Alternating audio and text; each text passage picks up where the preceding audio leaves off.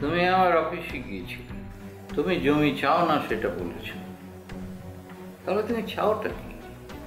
যেটা ছেলে তোমার মন ভরবে সেটা বলছো না কেন? আমি তো আগেও বলেছি আপনাদের কাছ থেকে আমি কিছুই চাই না। আব্বা, ও আমাকে চায়, ও আমাকে চায়।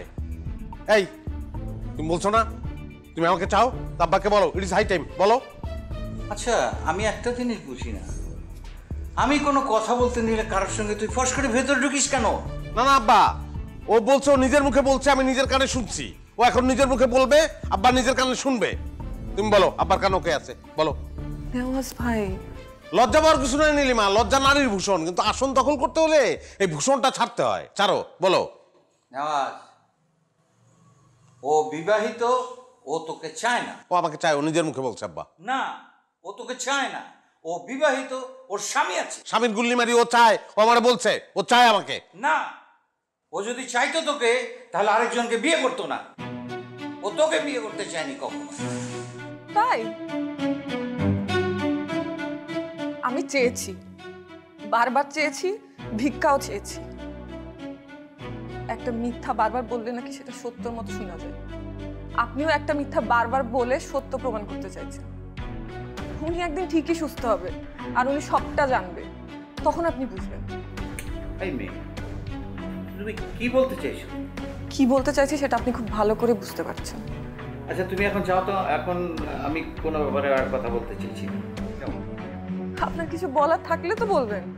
আরে তোমরা তো টক শো শুরু করে দিলা, সংলাপের নামে ঝগড়া। সংলাপে বসতে কিন্তু সংলাপ হইতেছে না, মাঝখান থেকে আমি ঝুলে আছি, আমার তো কেউ নেয় না। তোকে কে নেবে? তুই তো পাগল, পাগলকে মানুষ সিম্প্যাথি দেখায়। আচ্ছা ঠিক আছে, ঠিক আছে, জিজ্ঞেস কর ওকে, ওকে জিজ্ঞেস কর ও তোকে নেবে কিনা, জিজ্ঞেস কর। এই নীলিমা, আব্বা অনুমতি দিচ্ছে, এখন আর কোনো ব্যাপার না, চলো আমরা পালাই, চলো চলো। আরে ও তোকে নেবে কি করে? এক মাসে তোর পেছনে ওষুধের যে খরচ হয়, ও তো সারা বছরে সেটা ইনকাম করতে পারবে না। আচ্ছা ঠিক আছে, ধরে নিলাম ও তোর জন্য সবকিছু করবো, তারপরে তুই যে অসুস্থ, অসুস্থই থেকে যাবে।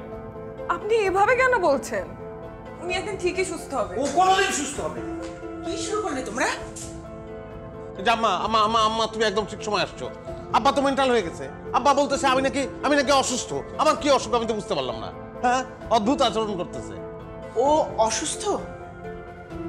ওকে তুমি অসুস্থ বানিয়ে রেখেছো। আরে কি বলছিস? আমি কি করব? আমি কি কম চেষ্টা করেছি? কম ডাক্তার দেখিয়েছি? কোনো উন্নতি হয়েছে? তুমি, তোমার ডাক্তার, কোনো কিছু কি আমি বিশ্বাস করি না। কি করেছো তুমি ওর জন্য? কি করেছো ওর জন্য? কতটুকু এফোর্ট দিয়েছো তুমি মন থেকে? রাখো রাখো রাখো রাখো, এসব ঘরের কথা বাইরের মানুষের সামনে আলোচনা করো না।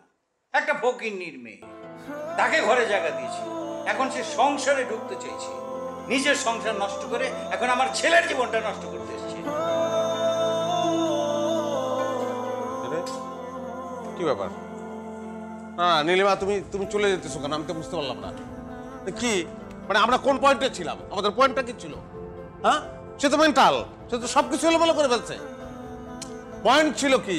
যে আমি অসুস্থ। এই কথাই তো সে বলছে। আমি কোথায় অসুস্থ? আরে আরে কি প্রশ্নের উত্তর দিতেছে না, একদম ড্যাং ড্যাং করে চলে যেতেছে। What is this? তুমি বলো, তুমি উত্তর দাও। আমি কোন জায়গায় অসুস্থ এটা বলতে হবে। আমার অসুস্থতা কোন জায়গায় বলো। না না বলো, তুমি আমাকে বলো আম্মা, বলো বলো।